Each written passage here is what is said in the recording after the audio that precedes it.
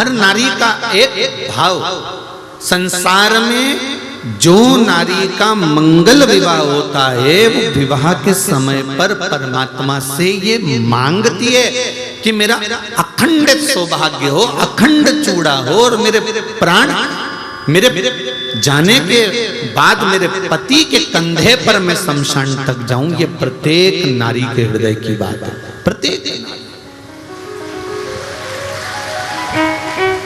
कोई एक की बात नहीं है, ये प्रत्येक के दिल की बात है कि हम अपने पति के कंधे पर, अपने पुत्र के कंधे पर शमशान तक जाएं। अब कई बार बड़ा दिक्कत खड़ी हो जाती है जब मान लो इतना तुमने भगवान से मांगा, इतना तप करा, इतनी साधना करी, इतना व्रत करा, इतना उपास करा, इतना नियम धारण करा, उसके बाद भी अगर कोई घटना हो जाती है, कोई जीव चला जाता है, तो स्त्री को यह सोचने में आता है कि मैंने तो भगवान की इतनी पूजन करी थी, इतनी अर्चना करी थी, इतना व्रत करा था, अब मुझे तो कुछ करना ही नहीं है, अब तो मैं करूंगी नहीं, अब तो मैं ये हरतालिका व्रत भी मैं छोड़ दूंगी और ये हो जाएगा। पर शिव महापुराण का संवाद तो सुनो।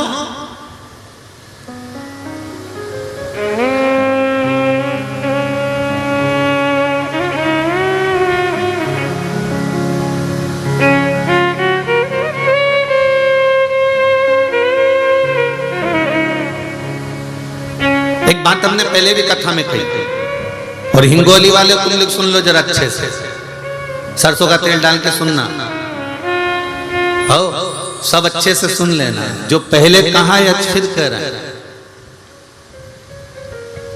भगवान नहीं सुन रहा ना, फिर भी उसके मंदिर जाते रहो।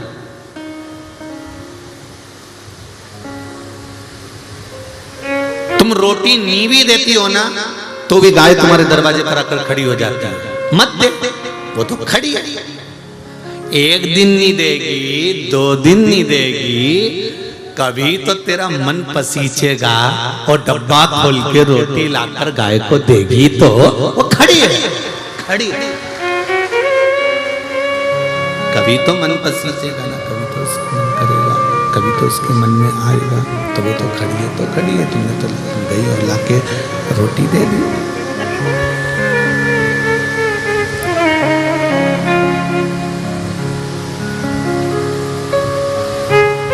अब जो होना था हो गया, घटना तक घट गया। परशु महापुराण की कथा कर रही है, व्रत नहीं छोड़ना, व्रत हरतालिका का करते रहना। क्या होगा उससे, क्या फल मिलेगा उससे? भजन गाते रहना, शिव की आराधना करते रहना, शंकर का स्मरण करते रहना। क्या फल मिलेगा उससे? तो कहा ये कोई पूर्व का कर्म का भोग होगा, जिसके कारणवश हम अखंडता लेकर नहीं गए, पर हमारा जब अगला जन्म होगा तब हम अखंड सौभाग्यवती होकर जाएंगे, ये निश्चित है। अखंड व्रत धारण करने वाला, अखंड व्रत को करने वाला फिर अखंडता ही लेकर जाता है, ये निश्चितता हो जाती है उसकी, ये उसकी निश्चितता है।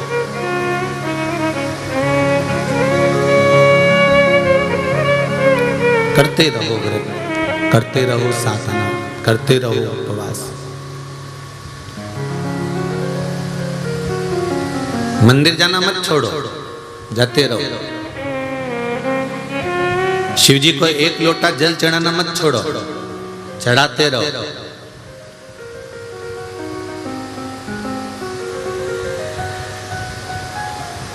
मध्य प्रदेश में बहुत पानी गिर रहा है, हिमाचल में गिर रहा है, उत्तरांचल में गिर रहा है, उत्तराखंड में गिर रहा है, उत्तर प्रदेश में गिर रहा है, गुजरात में खूब पानी है।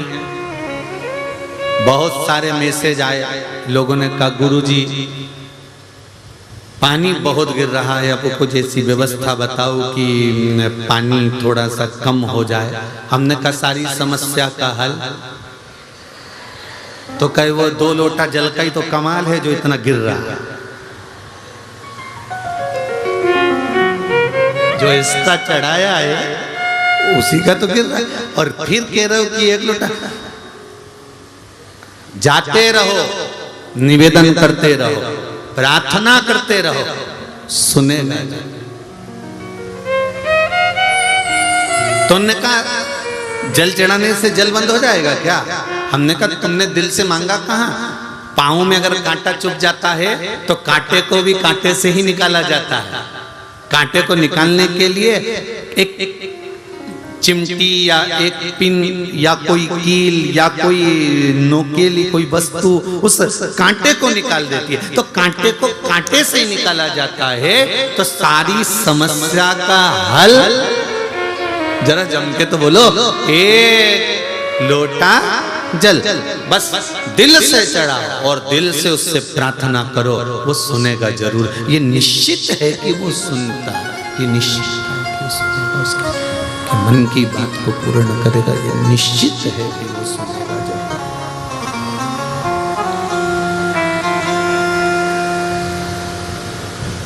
सुनेगा वो, ये निश्चित है। महाराज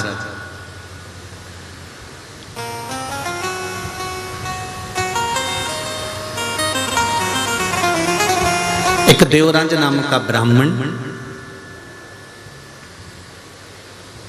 शिव महापुराण का प्रारंभ का महत्तम देवराज नाम के ब्राह्मण से प्रारंभ होता है, जिसने पूर्ण समय में कोई चोरी नहीं करी है, पूर्ण समय में कोई गलत काम नहीं किया, जिसने पूर्ण समय में कोई बेकार काम नहीं करा। केवल उसने अगर शंभु पूर्ण समय में उसने बेकार काम नहीं करा, पूर्ण समय में उसने चोरी नहीं करी, पूर्ण समय में उसने गलत काम नहीं किया। उसने गलत काम कब करा? जब वो एक वेश्या के चक्कर में पड़ गया।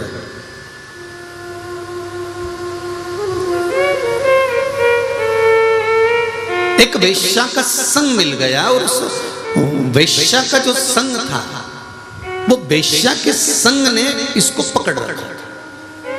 उसकी आसक्ति, काम, तृष्णा,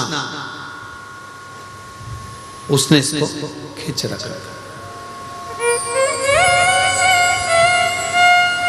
और उस आसक्ति के कारण, उस काम के कारण, उस तृष्णा के कारण वैश्या ने एक बार इससे कह दिया कि मुझे रानी के गले का हार चाहिए। तो ये हार चुराने के लिए गया और चोरी कर कर लेकर आया। तो राजा को मालूम पड़ गया, उसने दूतों को भेज दिया। ये भागता भागता शिव मंदिर में पहुंच गया। आप देखिए, जब तक ये वेश्या के संग में नहीं था, ये वेश्या के संग में नहीं आया था, वेश्या से इसका संबंध नहीं जुड़ा था, तब तक ये जितना कमा रहा था परिवार अच्छे से चला रहा था, जितना ला रहा था उससे इसका परिवार चल रहा था, जितना इकट्ठा कर रहा था उससे इसका पूरा परिवार आराम से चल रहा था। परिवार में कोई तकलीफ नहीं थी।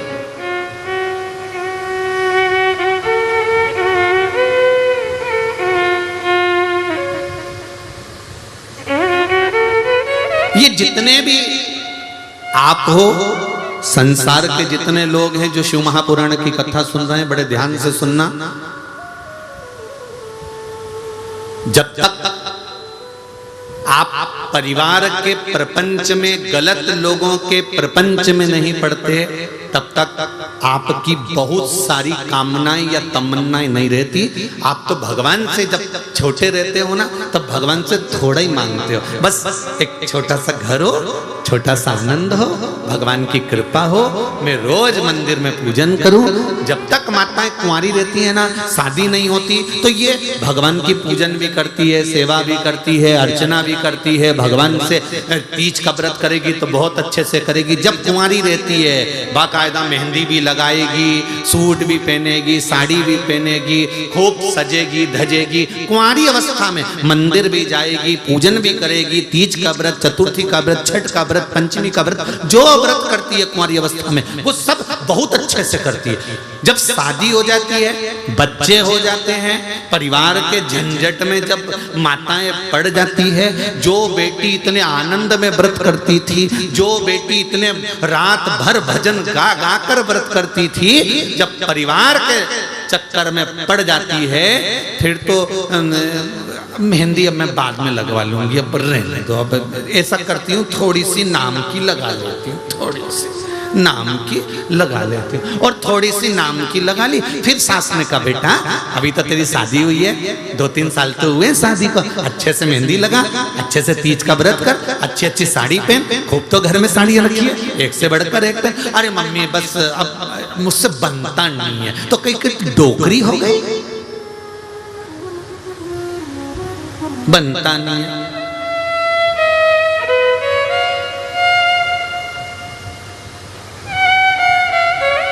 ये किसी एक के साथ नहीं, सबके साथ है। जब गाड़ी नहीं थी, 4 व्हीलर नहीं थी, तब नागनाथ भगवान से ओड़ा नागनाथ में जाकर, परली बैजनाथ में जाकर, त्र्यंबकेश्वर जाकर भगवान को विनती कर कर कर आए थे, बाबा बस 4 व्हीलर गाड़ी आ जाए, फिर तो जब 15 दिन में, 8 दिन में, 10 दिन में मैं दर्शन करने आ जाऊंगा। भगवान ने कहा चलो प्रैक्टिकल कर लेते हैं। भगवान ने इसको एक 4 व्हीलर गाड़ी दे दी। अब इतना मोजी राम हो गया, सब दूर जाने के लिए गाड़ी है, पर भगवान के धाम जाने के लिए गाड़ी कभी तैयार नहीं होती, जब तैयार करे तब कैंसिल। भगवान भी कह रहे थे, इसीलिए नहीं दे रहा था, इसीलिए नहीं दे रहा था। जब तक शादी नहीं हुई, भगवान हरतालिका तीज का व्रत, मम्मी मैं सब तैयारी कर दूंगी, ऑफिस से आएगी, कुंवारी है, ऑफिस से आकर भी तैयारी कर लेगी, खूब आराम से श्रृंगार विंगार करेगी, खूब बड़े प्रेम से, शादी नहीं हुई उससे पहले खूब तैयारी, ढोलक बजा बजा के भजन कीर्तन सब करेगी। आसपास में माताओं को भी खिलाएगी, भाभी आना, काकी आना, हमारे यहाँ तीज का व्रत है, हमारे यहाँ तीज का व्रत है, हमारे यहाँ हरतालिका तीज का व्रत है, हमारे यहाँ फुलेरा बनेगा, हमारे यहाँ शंकर जी की पूजन, सबको खिलाई। और शादी होने के बाद में अब 4 बार 5 बार सास कह रही है बेटा अब तो उठ जा, कर ले कुछ थोड़ा बहुत तैयारी कर ले पूजन की। अब तो ऐसा मन उचिष्ट हो गया कि वो कहते हैं ना कि भगवान, कई लोग हमसे कहते हैं कि गुरुजी आप इतना कहते हो कि भगवान का भजन करो, भगवान का भजन करो, तो भगवान प्रकट क्यों नहीं होते? भगवान की कथा कह रही है कि गाड़ी मांगी थी, गाड़ी दे दी, गाड़ी आने के बाद गाड़ी की कीमत घट गई, फ्रिज नहीं था घर में, रोज प्राण खाए पति के, फ्रिज ला दो, फ्रिज ला दो, फ्रिज ला दो। जिस दिन से फ्रिज आया एक बार अच्छे से सफाई नहीं करी, वो फ्रिज कचरे जैसा अंदर से हो रहा। वॉशिंग मशीन ला दो, वॉशिंग मशीन ला दो, जब तक वॉशिंग मशीन नहीं आई तो उसकी कीमत इतनी थी, वॉशिंग मशीन आ जाए, वॉशिंग मशीन आ जाए, वॉशिंग मशीन आने के बाद ऐसी है कि वो में चूहा भरा दिया महाराज। बोलो सही है कि गलत है? नहीं, थोड़ा बुरा लगेगा, हिंगोली वालों थोड़ा सा लग सकता है, और लग जाए तो लग जाए। हल्दी की मंडी में कथा चल रही है, बेच देना, उसमें कौन सी दिक्कत है? तो उसमें टेंशन वेंशन नहीं लेना अपने को, अपन तो कथा कल मस्त।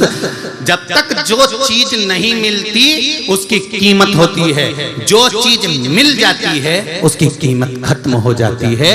मकान छोटा था, बड़ा हो जाए, बस बड़ा हो जाए, बड़ा हो गया। हमेशा कहती थी छोटे से मकान में कहाँ तो कपड़े सुखाऊं, कहाँ जाऊं, छत बड़ी हो तो घूमने जाऊं। भगवान ने 2-3 मंजिल का मकान दे दिया। अब जिस दिन मुहूर्त हुआ था, पंडित जी ने एक बार ऊपर ले जाके पूजन कराई थी, 1-2 बार टेरिस गार्डन में घूमने गई थी, उसके बाद अभी तक नहीं मालूम कि ऊपर क्या क्या पड़ा हुआ है। उस दिन के बाद नहीं चढ़ी, और चढ़ी तो इतनी ऊपर चढ़ गई कि नीचे ही नहीं आई कभी, इतनी चढ़ी। बताओ,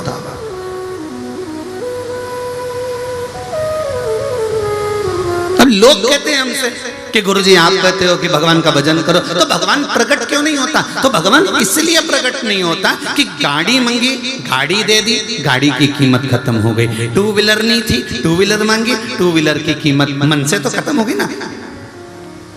रानी हार था नहीं था, रानी हार मंगवाया, बड़ा हार मंगवाया, चूड़ी मंगवाई, नहीं तो पीछा पकड़ के बैठी थी, ये मिल जाए मिल जाए मिल जाए, कितना अच्छा लग रहा है, एक बार तो दिला दो, और दिला दिया, फिर उसकी कोई कीमत नहीं है, वो पड़ा हुआ है, वो पड़ी हुई है, वो वॉशिंग मशीन, वो फ्रिज, वो मकान, वो गाड़ी, वो बंगला, सब पड़ा हुआ है, फिर कोई नई आसक्ति आ गई, अब ये चीज मिल जाए, वो चीज भी मिल जाती है, फिर उसकी आसक्ति खत्म हो जाती है, अब इसमें कोई मन नहीं है, इसमें कोई आनंद नहीं है। उसी तरह शिव महापुराण की कथा कहती है कि भगवान प्रकट क्यों नहीं होता।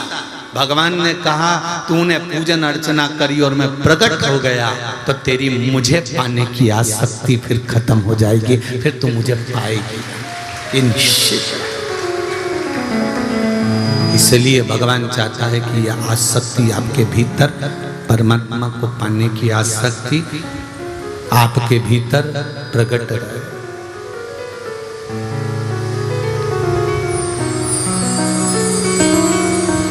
आपके भीतर प्रकट, इसीलिए कहा शिव अर्चना का सुख ही दूसरा।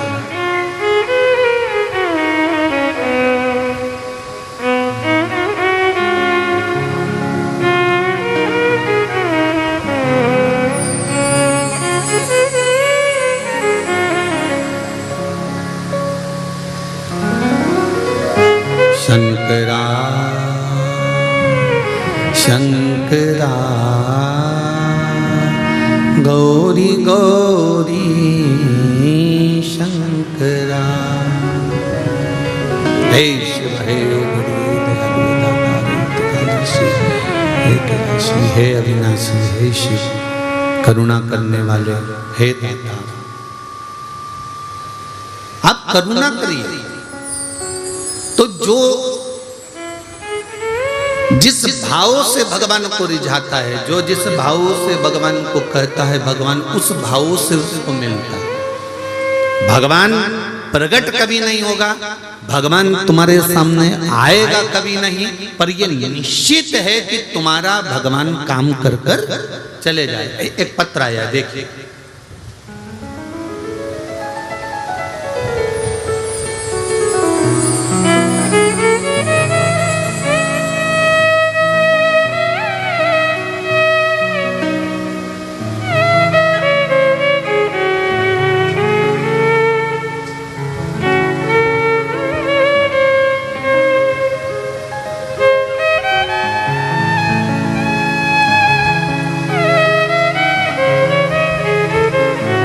मैं मीना जायसवाल नागपुर महाराष्ट्र से आई है। कहीं बैठी हो मीना जी तो दोनों हाथ हिलाइएगा, खड़े होकर दोनों हाथ हिलाइए, जहां भी कहीं बैठे हो तो हाथ हिलाइए। आप ही हैं, दोनों हाथ हिला दो एक बार, हर हर महादेव। मैं मीना जायसवाल नागपुर महाराष्ट्र से आई हूँ गुरुजी। हालांकि मैं 12 अगस्त 2022 को मेरी बहन और उनका परिवार अयोध्या दर्शन के लिए गए थे। वहां से 14 अगस्त 2022 को हम नेपाल पशुपतिनाथ दर्शन को जाते समय रास्ते में मेरी बहन की तबीयत अचानक खराब हो गई और वो बेहोश हो गई। उसका शरीर ठंडा पड़ गया।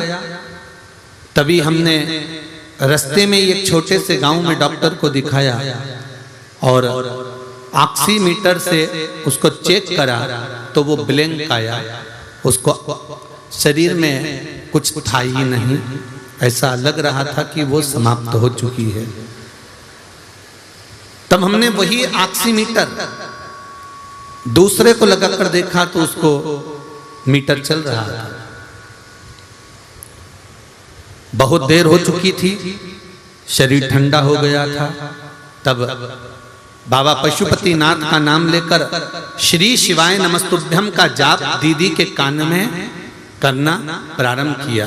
गुरुदेव बाबा की कृपा देखिए, जो ठंडी हो चुकी थी, जिसका ऑक्सीमीटर में श्वास आना बंद हो चुका था, उसी को आधे घंटे के बाद बाबा का केवल श्री शिवाय नमस्तुभ्यम का नाम लेकर जो पानी दिया मुख में 2 बूंद, और बाबा की कृपा से उस ऑक्सीमीटर ने काम करना प्रारंभ कर दिया। उसकी श्वास वापस आ गई। श्री शिवाय नमस्तुभ्यम बैठिए। एक पत्र और है, गला बहुत पकड़ रहा बाबू, खींच।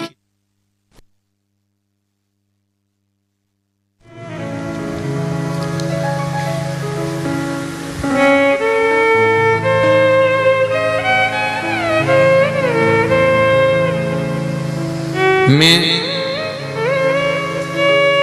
बालाराम सिंह लक्ष्मण सिंह ठाकुर, मालेगांव बाजार,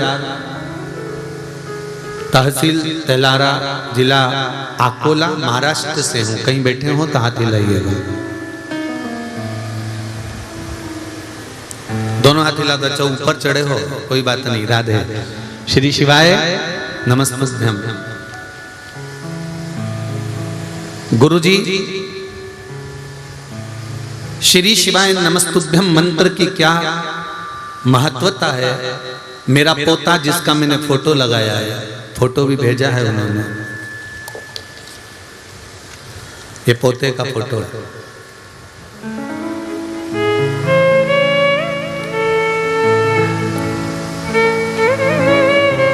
मेरा पोता वंश जितेर सिंह ठाकुर 2.5 साल का है। 17 अगस्त 2021 को उसे डिप्थीरिया हार्ट सर्प नामक एक बीमारी होती है जो जानवरों में होती है। वो बीमारी मेरे पोते को हो गई। अकोला जिले के हॉस्पिटल में दिखाया। हॉस्पिटल वालों ने कहा कि इसका इलाज मुश्किल है कि बच पाए। गुरुदेव बड़े बड़े डॉक्टरों को दिखाया, मुंबई ले जाया, परंतु उसका कोई फल प्राप्त नहीं हुआ। तब श्री शिवाय नमस्तुभ्यम कहा, मंत्र का जाप किया।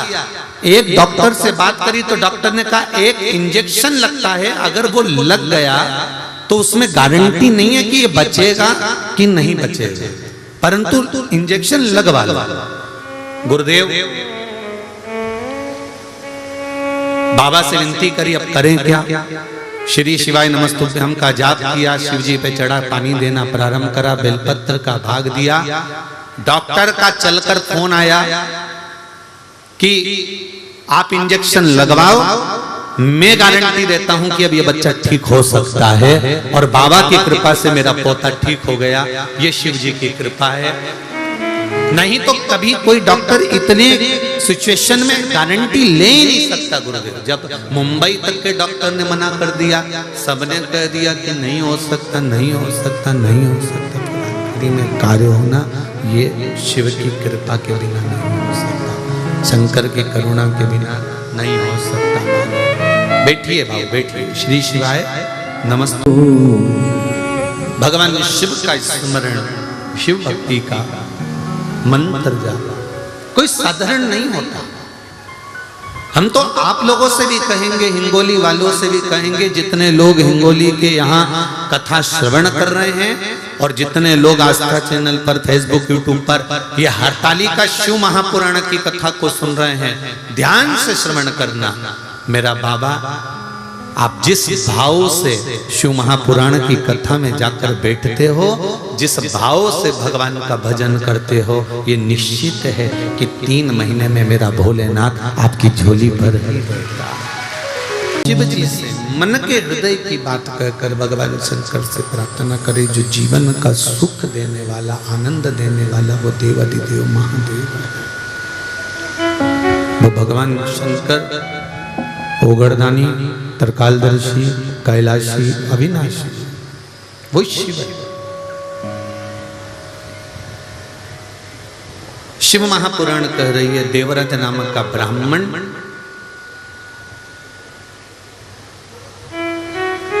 एक वैश्या का संग पाकर अपने जीवन को नष्ट कर। देखिए, चलते हुए जीवन में बहुत अच्छा चल रहा है, आपका बहुत अच्छा जीवन चल रहा है, बहुत बढ़िया आपकी कमाई हो रही है, बहुत बढ़िया दुकान चल रही है, बहुत बढ़िया गृहस्थी चल रही है, बहुत बढ़िया परिवार चल रहा है, बहुत बढ़िया कुटुंब चल रहा है, बहुत अच्छा सब काम हो रहा है, सब चीज़ें अच्छी चल रही है। पर उसके अंतर्गत कभी कभी कभी कभी ऐसा योग बन जाता है, ऐसा क्रम हो जाता है कि हमारा करा धरा सब बेकार हो जाता है। हमारा जितना करा हुआ है वो सब पानी फिर जाएगा। 25-50 लाख रुपए तुमने कमा लिए, इकट्ठे कर लिए, बैंक में भी आ गए, बहुत कुछ तुमने प्राप्त कर लिया, पर कई बार तुम जब और अच्छा करने का सोचते हो ना कि ये मैं और कर लूंगा, और तो तुमने फिर कई विचार करा कि ये काम करता हूँ कि मैं डब्बे का काम कर लेता हूँ, न शेयर मार्केट का काम कर लेता हूँ, फ्री तो बैठा हूँ, घर में से ही कर लूंगा। और विचार करा था, परिवार वालों ने कहा मत कर, जो है भगवान की कृपा का है, भगवान ने दिया है, सब अच्छा चल रहा है, दाल रोटी भगवान दे रहा है ना, पेट भर कर दे रहा है ना। फिर वही वाली बात आ गई जो शिव महापुराण में वर्णन है कि पेट भरने की जवाबदारी मेरे देव अधिदेव महादेव ने ले रखी है, पेटी भरने की जवाबदारी नहीं ली कि तुम्हारी पेटी भर, क्योंकि पेटी ना तुम जन्म के समय पर लेकर आए थे, ना पेटी तुम वापिस मरने के बाद लेकर जाओगे। हाँ, हिंगोली में ऐसा होता हो तो बात दूसरी है, पर हमने तो जहां तक सुना है कि मुट्ठी बांधे आया जग में, राधे हाथ पसारे जाएगा, और क्या तू लेकर आया जग में, क्या तू लेकर, ये मत बोलो क्या तू लेकर जाएगा, लेकर जाओगे। जो हिंगोली वालों, तुमने 7 दिन की शिव महापुराण की कथा इस हिंगोली नगर में श्रवण करी है, ये तुम्हारा पड़ोसी लेकर नहीं जाएगा, ये अपन अपने साथ लेकर जाएगा, ये कोई दूसरा लेकर जाने वाला नहीं है।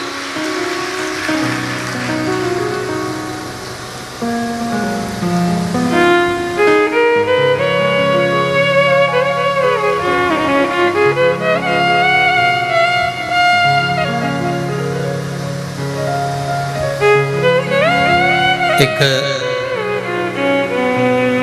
जहां अग्रवाल जी के यहाँ ठहरे ना महाराज निकुंज के यहाँ, तो वहां किसी ने 2 पत्र भेजे, सामने टेबल पे रखे होंगे, उसमें एक पत्र में लिखा है कि कोई बीमारी थी तो उसका वर्णन है, और दूसरा पत्र में लिखा उन्होंने कि गुरुजी से ये पूछना है कि बचपन में पुण्य कमाना चाहिए कि जवानी में पुण्य कमाना चाहिए कि अधेड़ी में पुण्य कमाना चाहिए कि बुढ़ापे में पुण्य कमाना चाहिए। बोलो रे हिंगोली वालों, तेरा क्या होगा रे कालिया, तुम बता दो कि पुण्य कब कमाना चाहिए, बोलो जरा। बचपन में पुण्य कमाना चाहिए कि जवानी में पुण्य कमाना चाहिए कि अधेड़ी में पुण्य कमाना चाहिए कि बुढ़ापे में पुण्य कमाना चाहिए। शिव महापुराण की कथा कहती है, जवानी में जो तुमने पुण्य कमाया है तो वो पुण्य तुम्हारा जवान की जवान बना रहेगा, अंतिम समय तक चलता रहेगा।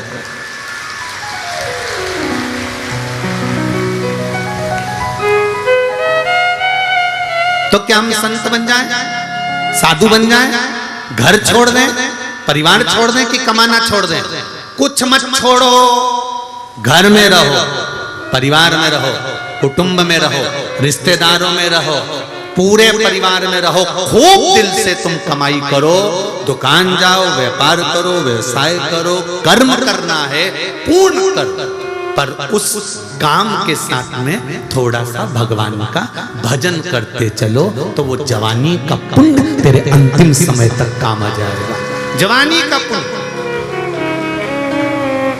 अब किसी के मन में आएगा कि गुरुजी तुम कैसे कह सकते हो कि जवानी का पुण्य अंतिम समय तक काम आएगा? तुम किस शर्त पर कर सकते हो? तो घर में जितनी बुजुर्ग माताएं हैं, घर में जितने बुजुर्ग भाई हैं, इनसे पूछ लेना, जवानी का खाया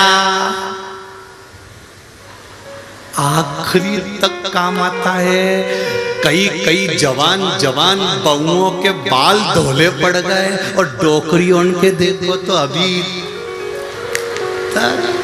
अब इनने जो पूर्व समय का खाया, बोलो सही है कि गलत है? ये जितनी वारकरी संप्रदाय की जितनी यात्रा निकलती है ना पांडुरंगा विठल के नाथ जाने के लिए, जितनी भी मेरुल निकले, जितनी यात्रा निकले, इसमें जवान माताएं या युवान बहन भाई तो बहुत कम रहते हैं, सब डोकरा डोकरी रहे। तो कई लोग इनको देख के आश्चर्य करते हैं कि बताओ 75 साल की, 50 साल की, 40, अभी कथा थी परली बैजनाथ में, एक 75 साल की माँ 7 दिन तक एक जगह पर खड़े होकर कथा सुनती रही। आपने टीवी पर भी देखा होगा उसका। 75 वर्ष की आई, तो मन में ये भाव आता है कि ये इतनी एनर्जी लाती कहां से?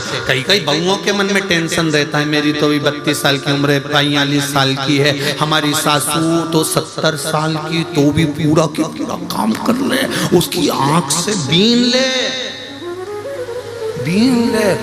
उसकी आंखें भगवान ने ऐसी बना के भेजी है, भगवान जाने मेरी सास की आंख जरा सी देर में देख ले कि क्या गड़बड़ है, तुरंत इतनी एनर्जी कहां से आई? तो के ये साधारण नहीं है, जो घी पहले खाया है वो बुढ़ापे में दिख रहा है, बुढ़ापे में दिख रहा है। तो यही शिव महापुराण की कथा कहती है कि बचपन का पुण्य, जवानी का पुण्य, अधेड़ी का पुण्य, कि बुढ़ापे का पुण्य, कहाँ का पुण्य काम आएगा? तो कहा जवानी में परिवार के साथ रहो, कुटुंब के साथ रहो, बच्चों के साथ रहो, पत्नी कुटुंब परिवार के साथ में रहो, और उनके साथ रहते रहते भगवान का भजन करते चलो, तो ये अंत समय तक काम आएगा। जो किया वो अंतिम बिंदु तक काम।